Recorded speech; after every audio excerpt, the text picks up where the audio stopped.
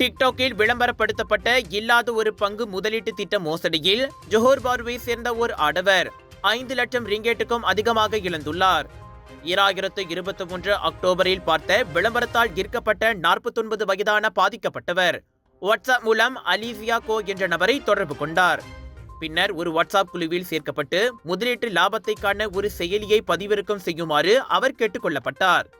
அச்செயலி $1.1 million அதிகமான லாபத்தை காட்டியதில் உற்சாகமடைந்தவர் கடந்த நவம்பர் 8 முதல் இவ்வாண்டு ஜனவரி 3 வரை 5 வங்கி கணக்குகளுக்கு 10 தடவையாக மொத்தம் 5,39,647 ரிங்கேட்டை மாற்றியுள்ளார். இருப்பினும் லாபத்தை திரும்ப பெற முயற்சிக்கும் போது கூடுதல் கட்டணம் செலுத்துமாறு அவர் கேட்டுக் கொள்ளப்பட்டார். அப்போதுதான் மோசடிக்கு ஆளாகி இருப்பதை உணர்ந்து அவர் போலீசில் புகார் செய்ததாக வட ஜோஹர் பாரு போலீஸ் தலைவர் பல்வீர் சிங் மகேந்தர் சிங் கூறினார். சுலபமாக அதிக லாபம் பெறலாம் என கூறிக்கொண்டு வரும் எந்த ஒரு இணைய முதலீடு அல்லது வேலை வாய்ப்புகளை பொதுமக்கள் எளிதில் நம்ப வேண்டாம் என்றும் அவர் அறிவுறுத்தினார். முதலீட்டு பணத்தை மீட்க முடியவில்லையா?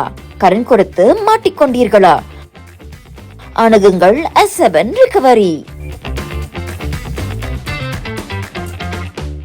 எங்க வீட்ல எல்லாரும் தினமும் காலையில ரெயின் ஆயில் வெர்ஜின் கோகனட் ஆயில குடிக்கிறோம். நீங்களும் தினமும் ரெயின் ஆயில் வெர்ஜின் கோகனட் ஆயில குடிங்க.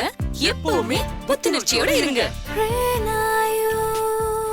ஒவ்வொரு பொழுதும் ரெயின் ஆயிலுடன் தொடங்குங்கள்.